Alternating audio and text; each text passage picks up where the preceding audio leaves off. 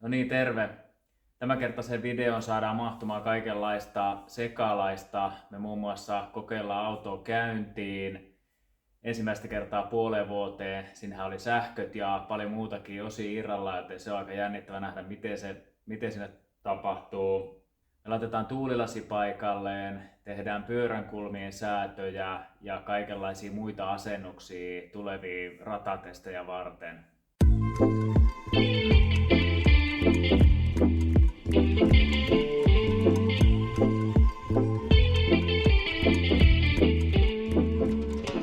Kaikki alkaisi olemaan nyt sillä tavalla valmista, että voitaisiin kokeilla, vieläkö se lähtee käyntiin. Tsekata, että kaikki toimii. Katsotaan, mitä öljymittatikku näyttää. Se ainakin jotain tässä on niin kuin kesän aikana vuotanut. Sieltä ei niin kuin koko ajan tule jotain, mutta jännästi sillä välillä jostakin on jotain öljyä tai jotain nesteitä tonne tullut. Sekataan, että varmasti öljyä tarpeeksi. Ja laitetaan tuoretta bensaa tankkiin.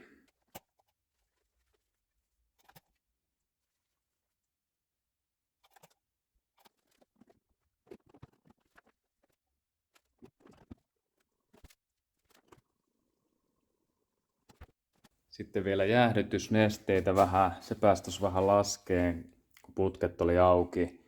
Tarkistin, että punaista täällä on ollut, mikä ilmeisesti ei ole se oikea. Mutta laitetaan sen punaista nytkin, koska sitä on siellä ollut ja mä luulen, että se pitäisi vaihtaa jossain välissä siihen alkuperäiseen, eli se on joku muu laatu.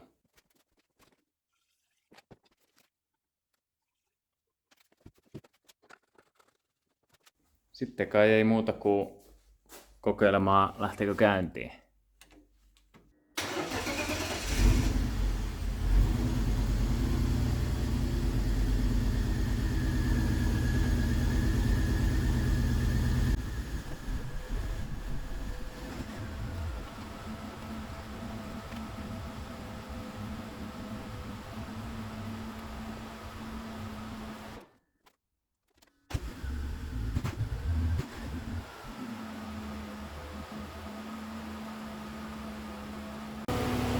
No niin, lähtihän se käyntiin.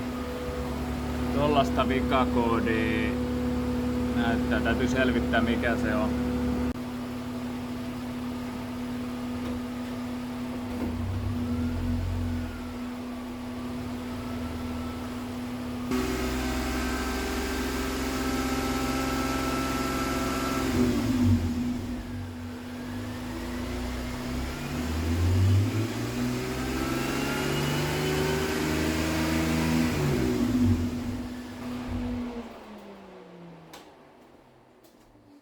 Sitten vedetään vielä yleisön pyynnöstä alustamassa tänne kotelon sisälle, mikä tuossa alun perin korjattiinkin. Ehkä se vähän estää sitä, ettei se heti lähde ruostumaan. Ja tällaisen purkin ainakin saa alle 10 ja vissiin tuolla pillillä sinne pitäisi ihan hyvin päästä. Katoin jo, että tällä sisäpuolella ainakin on paljon semmosia reikiä aika tiheää, mistä varmaan päästään tällä sisään.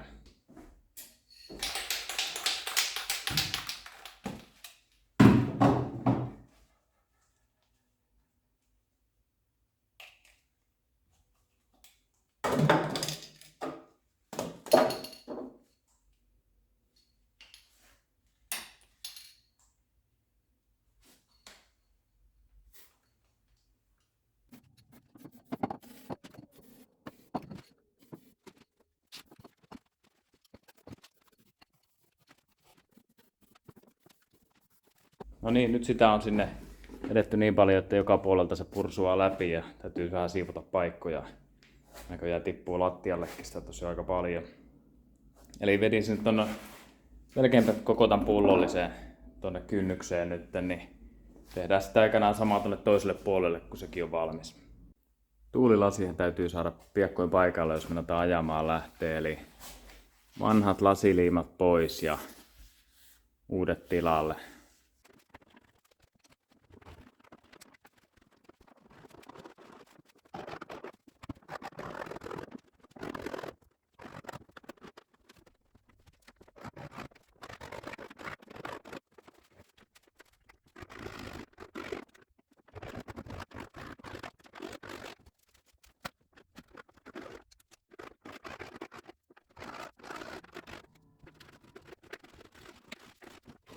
vanhat tiivisteet lähti sieltä oikeastaan yllättävänkin hyvin sitten pois. Ja ei muuta kuin terävät altta ja aika brutaali homma tietenkin, tuosta tulee kaavittua maalejakin jonkin verran mukana, mutta tässä se ei ehkä niin väliä. Mielenkiintoista vaan, että miten ammattilaiset sen tekee niin, että saisi sen jotenkin siististi pois eikä repisi niitä maaleja sieltä. En tiedä. Nyt on aika laittaa tuulilasi paikalle ja sitä varten tässä on jo aineet hankittuna siihen. Täällä mun tietääkseni pitäisi olla siis joku primeri juttu mukana. Joo, 3 aineet. Täytyy lukea ohjeet. Varmaan vedetään ensin joku primeri tuohon pintaan ja en tiedä mitä. Varmaan noitakaan muuten ei saisi sotkea likaisilla hanskoilla. Siinä on jo valmiiksi paketissa toi viilletty pillin pää tohon ja tällä vaan sitten ymmärtääkseni vedetään tällä pillillä semmonen V-mallinen palko tohon ja lyödään lasi päälle. Mä sen verran opin tosta tupea kun katsonut, että ilmeisesti tätä vanhaa liimaa ei ole pakko edes saada kaikkea tästä raavittua mitenkään pois, vaan se on ihan hyvä, jos siihen jää, koska se on niin kuin hyvin siihen tarttunut ja siihen kai tarttuu myös toi uusi liimakin ihan ok. Nämä, mitkä on tässä paljalla metallilla tai maalipinnalla, niin niihin kai pitäisi sitä primeria sitten laittaa. Ja tuulilasi on tässä, vanha lasi. Näyttäisi lähtevän mattopuukon kanssa ihan ok poistaa tästä tää vanha liima. Sen jälkeen mahdollisesti asetonilla putsataan se huolellisesti ja vedetään siihen myös se primeri. Ja eiköhän se siinä pysy sitten.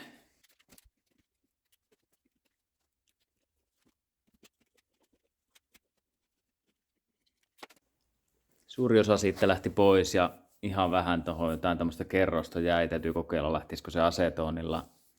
Vähän saattoi toi mattopuukko olla silleen myös jotain naarmua vetää tänne reunoihin, mutta sillä ei ole mitään merkitystä. Ei se tällä asetonillakaan mitenkään helpolla lähde.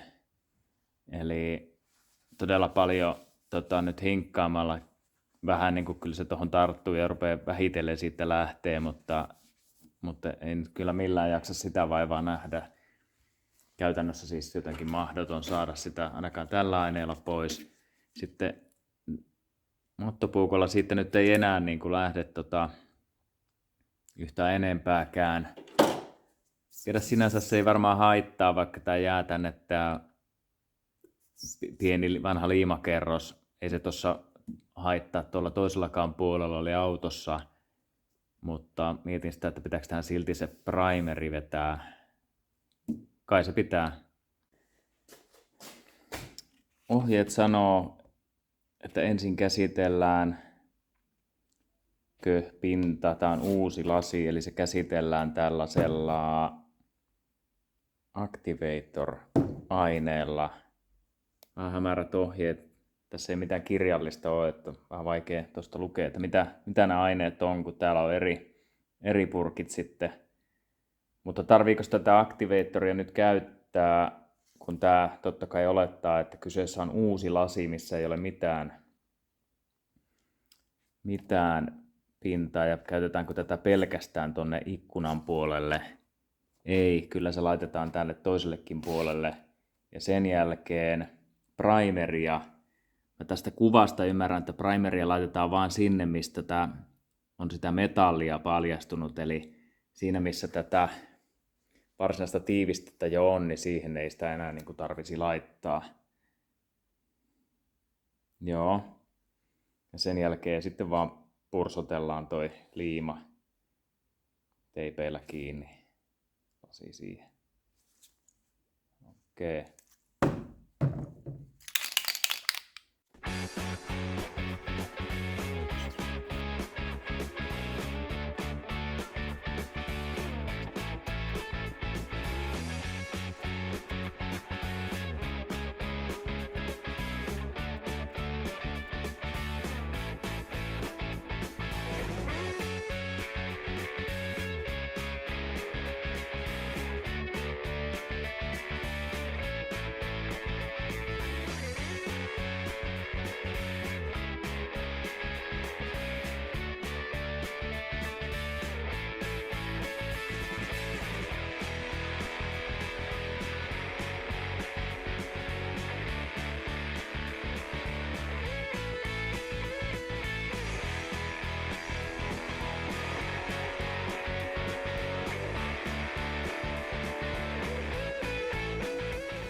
Tästä näköjään yhteen lasiin siis riittää vaan, eli tuonne asti ehkä tuli puristettua mäntä. Vähän reilu puolet siitä on käytetty. Näyttää tubessa kaikilla olevan semmonen, jotka näitä oikeasti asentelee, niin semmonen sähköllä toimiva puristi. No kyllähän se menikin sitten tällä manuaalisella alkuun. Ilmeisesti toi oli vaan, että se päästi ton putken jotenkin vinoon siihen ja ei mennyt millään tulla läpi ja sormet vaan tärisi, kun sitä yritin puristaa. Tällä se meni sitten ihan ok, kyllä selvästi tämmöistä kertaluontoisessa hommassa pärjää aivan tällä manuaalisella puristimella. Siinä se nyt on ja ihan silmämääräisesti mä nyt ton raon tohon laitoin. Todennäköisesti ei ole tarkoitus sitä listaa edes siihen laittaa koskaan paikalle, eli se saa siihen nyt jämähtää. Ja se on sitten sillä hyvä. Vaihdetaan tuosta jarrunesteet. Vielä ennen kuin lähdetään radalle edes kokeilemaan, ja tää pitäisi ilmeisesti olla ihan hyvä siihen .4-luokan. Tämä käsittääkseni ei ole se silikoonipohjainen, mutta pitäisi kestää ihan hyvin lämpöä. Eli huuhdellaan systeemi, vedetään noita läpi. En tiedä tuleeko, tällä mä oon onnistunut kyllä tällaisella systeemillä on saanut kierrätettyä nestettä ihan hyvin. En tiedä onnistuuko se ilmauskaan, se pitäisi tuolla onnistua ihan yksin hyvin. Tätä ruuveja jo vähän kokeeksi availin. Täällä oli vähän vaikeampi systeemi, pitää varmaan vaihtaa toi nippa tuohon jossakin vaiheessa. Sain sen nyt viimein irti auki sillä tavalla, että löin siihen milliä pienemmän hylsyn kiinni ja sitten se aukesi tosta. Kyllä se siinä varmasti toimii, jos mä saan siitä vaan kiinni ja sen kiristettyä sitten. Vedetään ensin vanhaa nestettä tuosta säiliöstä niin paljon pois kuin mitä sitä lähtee, ettei turhaan lähdetä sitä kierrättelemään. Tässä on kyllä hyvä lisävaruste. Moneen on ollut tosi hyvä systeemi, eli apteekista saa tämmöisiä 100 ml ruiskuja ihan mitättömään hintaan ja siihen letkupäähän, niin tää on moneen kyllä hyvä juttu.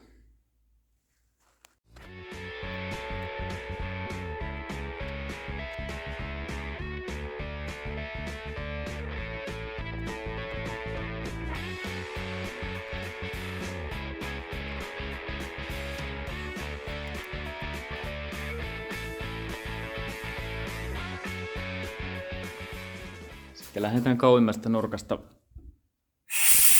imemään vaan ruuvia auki ja koitetaan vetää letkulla ainakin yhteensä puoli litraa läpi tota nestettä. Siitä automaatti-ilmaus. Kyllä koko ajan menee. Täytyy vaan seurata täältä, ettei nestepinta pääse liian alas.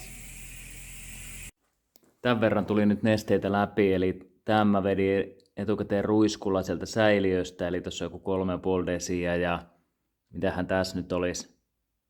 Ei nyt ehkä ihan litraa, mutta ei nyt varmaan kaukana siitä.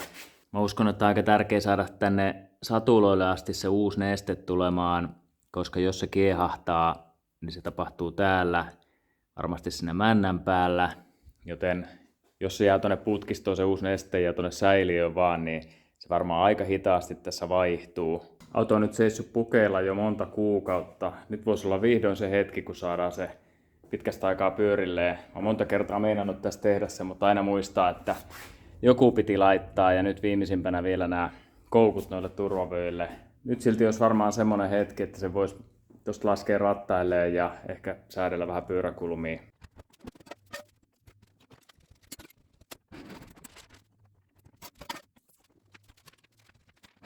Joo. Muuten ihan kiva, mutta ne mun uudet takajouset, mitkä mä jostakin Capriosta sain ja luulin, että ne on tähän sopivat, niin nämä näyttää ihan hirveältä. Tästä tuli nyt joku offroad-auto, se menee perä ylhäällä kuin joku ajokoira.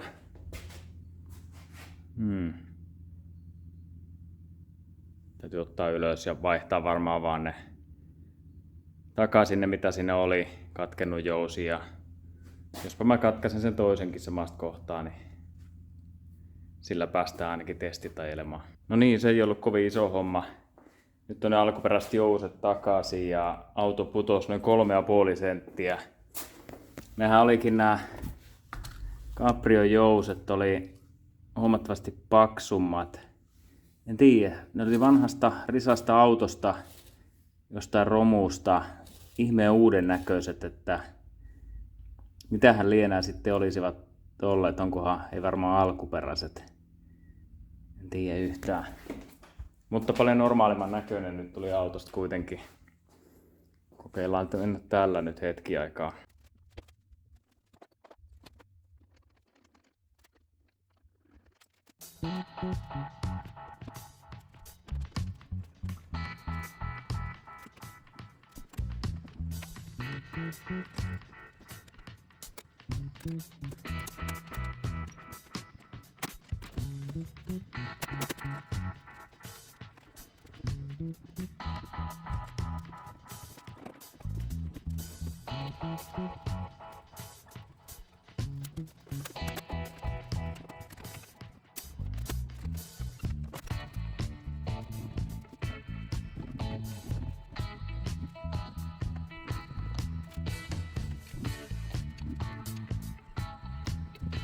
No niin, alkaa näyttää vähän autolta. Tää puoli jotenkin on vaan niin rujon näköinen vielä.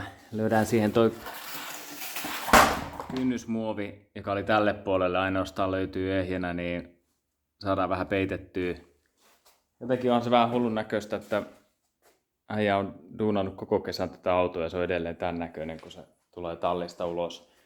Mutta korjataan tää kynnys talvella paremmalla aikaa. Nyt on lokakuun loppu ja vielä olisi niinku mahdollisuus jollain iltalipulla ehkä lähteä tuonne Vantaan sirkuitille. Otetaan tuo muovi tuohon nyt vaan jollain tommosella itseporautuvilla ruuveilla kiinni ja se saa siinä olla sen aikaa.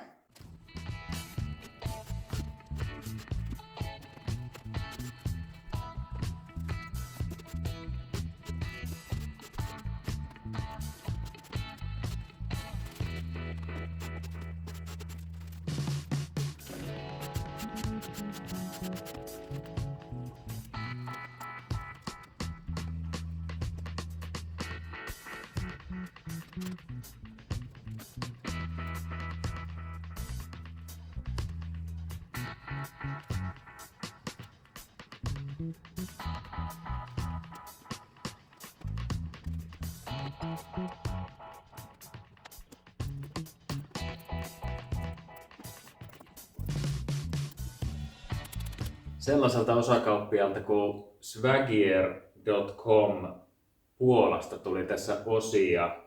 En ole koskaan ennen kuullutkaan tästä paikasta, mutta joku sitä jossakin foorumilla suositteli ja sieltähän löytyy kaikkea edullista kamaa näihin enelikutosiin bemareihin ainakin, varmaan moneen muuhunkin. Katsotaan mitä se pitää sisältää. Vähän epäilyttää tää, mutta tää oli siis semmonen noin 400-500 euron paketti. Ei sieltä toimitakaan ulkomaille ilman, että se tilaus ylittää ne 500 euroa heidän sanojensa mukaan. No 400 nyt riitti, että sieltä lähetken viikko siinä kesti ja paketti on tullut perille.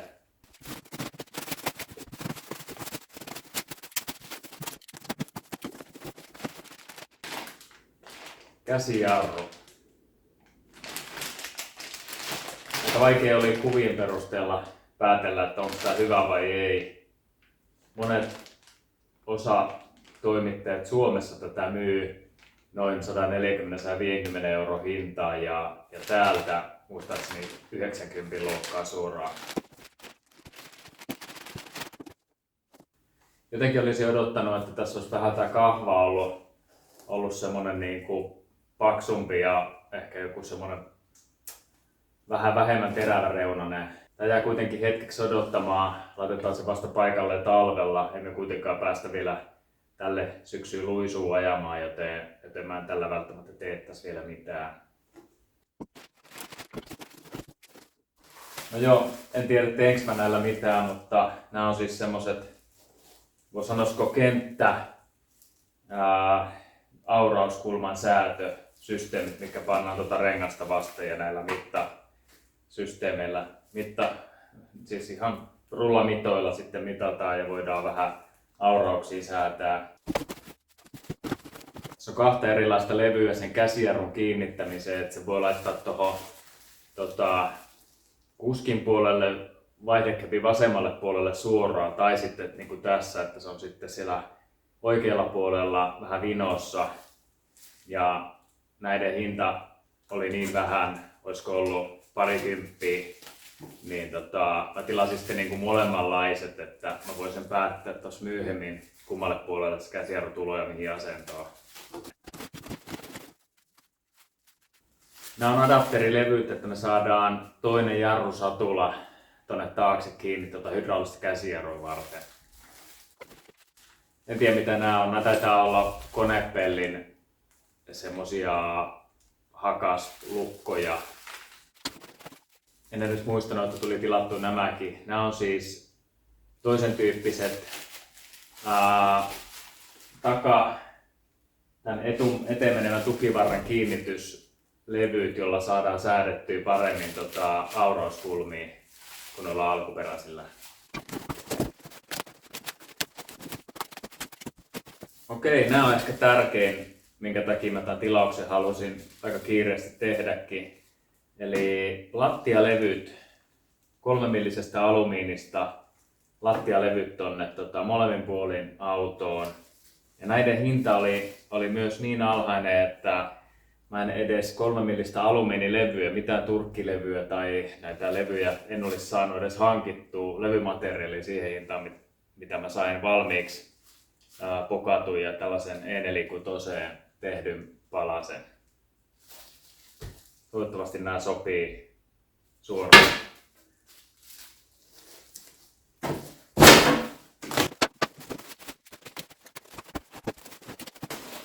Okei, tässä pitäisi olla myös tämmöiset alumiiniset uudet ikään kuin ovipahvit. Taitaa olla vähän kuljetusvaurioita, näyttäisi jotenkin, että on vähän nurkat vääntynyt. Se tuskin ihan hirveästi haittaa.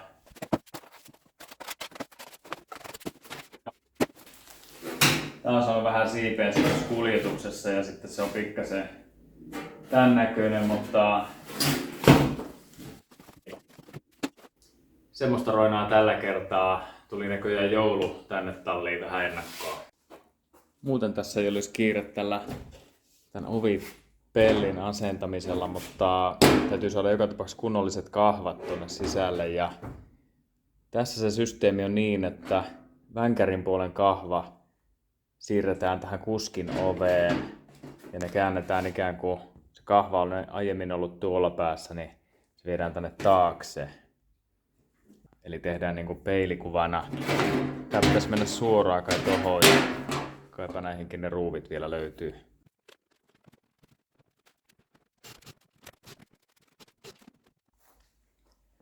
Aletaan seuraavaksi säätää pyörän kulmia tässä. Ja mä oon yrittänyt tästä tallista löytää suurin piirtein semmoista kohtaa lattiasta, missä olisi noin vaakatasossa tää kohta. Eli jos tohon laitetaan merkkiä suurin piirtein toi ja sitten toi toinen päätykin merkataan. Ja katsotaan miten se lähtee sujuu. Tää puoli onkin vähän hankalampi. Tossa on noita kaatoja lattiakaivoa varten. Vaikka se näyttää 0,3 astetta, niin se niin kuin yllättävän paljon. Eli tonne alle mä luulen, että helpoin heittää joku levy vaan tuohon renkaan alle, jotta se suoristuu. No niin, tästä saadaan taas tämmönen köyhämiehen viritykset, eli pannaan pari pahvia tuohon renkaiden alle ja rullataan se niiden päälle. Ja siinä vähän helpommin liikkuu sitten.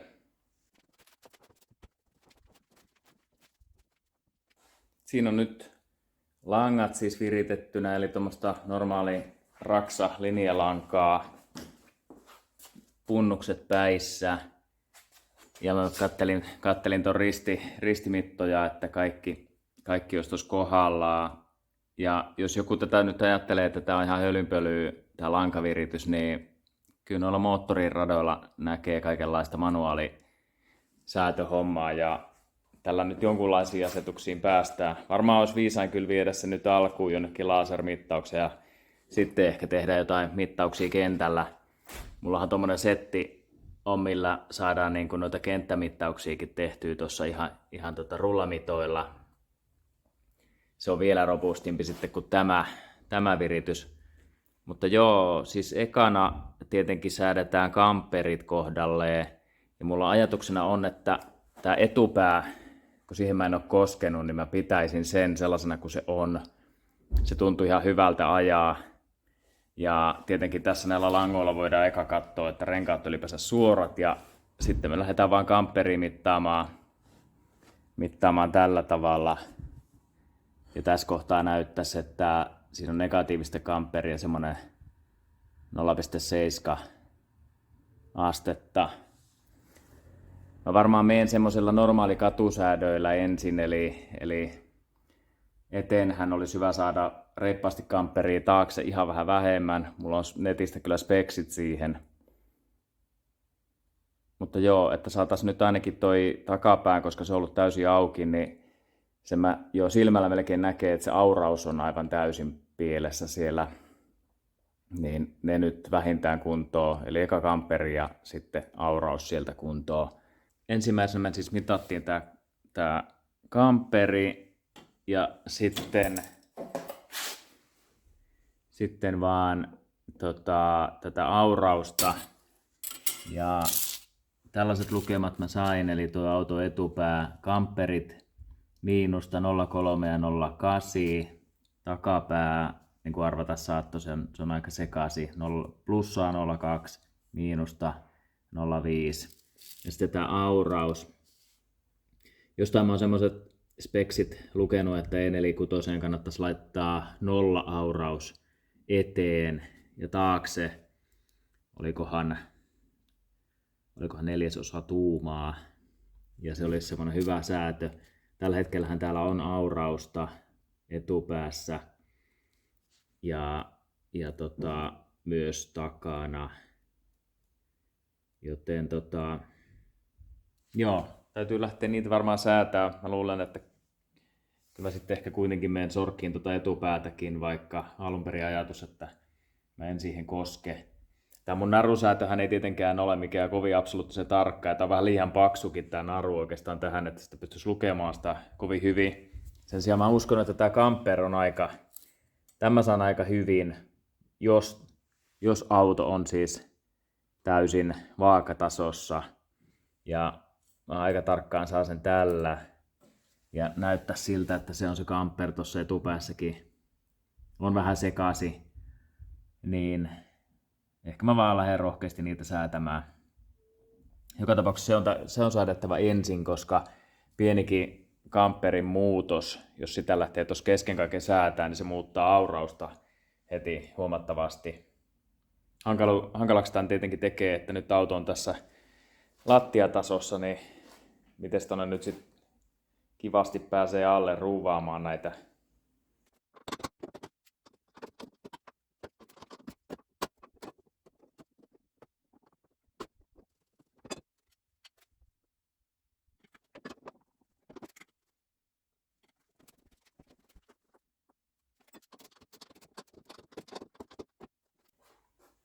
Tässä on vähän hankaluuksia.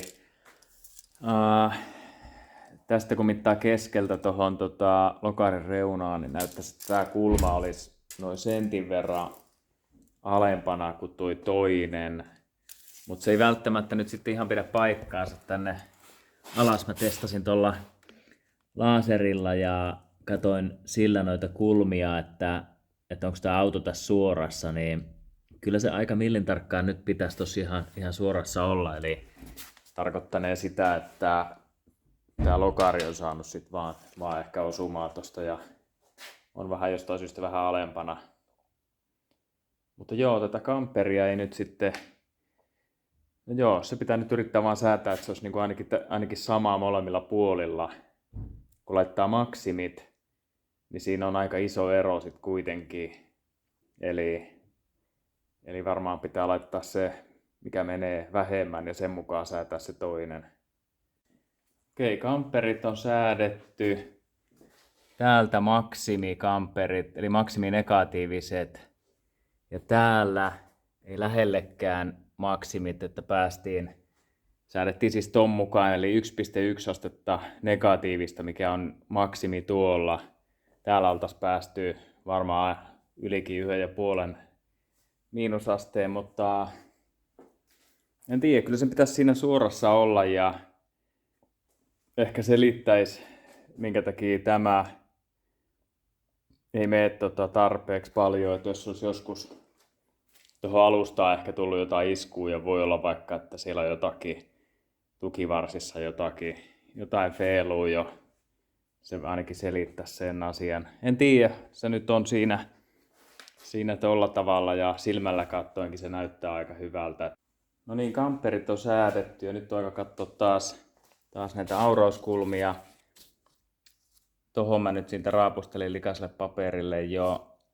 Ja todella lähellä se on, eli ajatus on laittaa tuonne eteen ihan 0 auraus, eli vasen puoli on ok. Täältä me vähän säädetään tätä puolta. Eli raidetanko kun on etupuolella rengasta, niin sitä pitää vähän pidentää. Mikähän se kierteen nousu, siinä on varmaan joku 1,5 milliä ja se kertaantuu tietenkin tuolla renkaan ulkosyrjällä, niin todella vähän. No niin, kamperit ja auraukset on siinä säädetty, tuo takapääkin. Mä en ihan sitä aurausta saanut, mitä netissä sanotaan, että olisi hyvä, eli tuo 6,35 on se on 1/4 tuumaa kokonaisaurausta.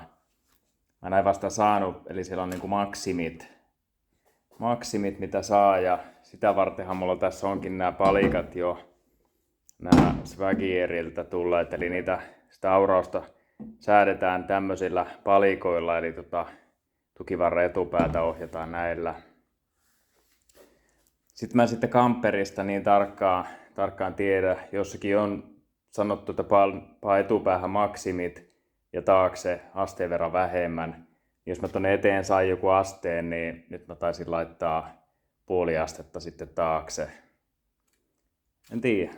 Ei se nyt varmaan ihan hirveän pahasti pielessä ole, mutta sen näkee sitten. Sen verran hankala homma, että ei tätä kyllä missään räntäsateessa radallakaan kyllä sitten viitti tehdä, en tiedä. Tällainen lattialevy tuli sieltä Swagieriltä ja se pitäisi nyt sovittaa tonne. Sen verran sitä joutuu leikkaamaan, että tää boksi pitää kiertää tosta kulmasta ja katsotaan miten tuolta sähköt saa alta vedettyä. Varmaan jotenkin. Joo, tosiaan tää on siis 3 millistä alumiinilevyä ja tää Swagierin hinta, mä laitan sen hinnan tohon loppuun, en nyt tarkkaan muista, mutta ainakaan mä en onnistunut löytämään täältä mistään edes levymateriaalia siihen hintaan, mitä mä noita tuolta sain valmiina, niin tuo varmaan ajaa asiansa siinä ihan hyvin. Okei, sinne meni lattia. Ei ihan jotenkin ollutkaan niin helppo. Kaikista vaikeinta Pemarissa on toi kaasupolkimen melkein irrotus ja asennus. Oikeastaan haastavin juttu, mitä koko projektissa on. Joo, eli tältä se näyttää niin kuin täältä suunnasta. Tosta nyt sähkötkin menee ihan siististi. Mä niputin ne ja ne on kaikki tämmöisellä kynsillä nyt täällä siististi. Ja eiköhän tuo nyt kelpaa noin. Joo, no niin, nyt meillä on renkaat hankittuna, eli ihan uusi setti, Linlonge, ja tuossa naapurissa toimii semmonen pieni rengaspaja kuin Huoltoritarit, ja sieltähän nämä sitten löytyy. En tiedä kyllä sitten, oliko nämä ihan niin oikeat profiililtaan, mutta eli nämä on 225-50, joka varmaan olisi se oikea ollut se 45, eli siinä on varmaan niin kuin sentin verran. Eiköhän se nyt siellä mahu pyörimään, otetaan se riski. Takapihalta myös kaiveli jotain romurenkaita, näitä voi vaikka sudittaa sitten sileeksi. Ja siinä kun pääsi juttuihin poikien kanssa, niin löytyyhän sieltä sitten jostakin varastosta vielä joku tällainen käytetty satsi, jonka sanovat, että vie mennessäsi. Eli siinä olisi yksi sarja vielä ei nyt ehkä vähän niin kuin parempia, jopa käytettyjä. Ja kaivoin mä sieltä jotain romurenkaitakin, sitten pari nastarengasta löysin ja ajatus tietenkin, että jos mä talvella jonnekin jääratapäiville pääsisin, niin pitäisi löytää nastat sinne alle. Piikeillähän monesti ei saa noilla, varsinkaan jos ei mennä jonnekin järven jäälle, että se on joku tällainen pelolle tehty rata, niin monestikaan ei piikeillä saa edes ajaa siellä, joten niitä ei tarvita. Ainakaan täällä etelän suunnassa mä en tiedä oikein, onko tässä lähellä mitään järvien jäitä sitten talvisin, missä edes voisi ajaa. Et se on vähän huono täällä. Mutta joo, lyödään linlongit alle ja toivon mukaan päästään siis tuossa hyvinkin pian ihan oikeasti kokeille radalle tätä.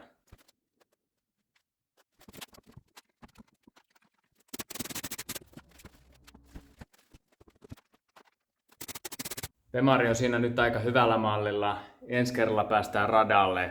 Kannattaa nyt tilata kanava, et missaa sitä.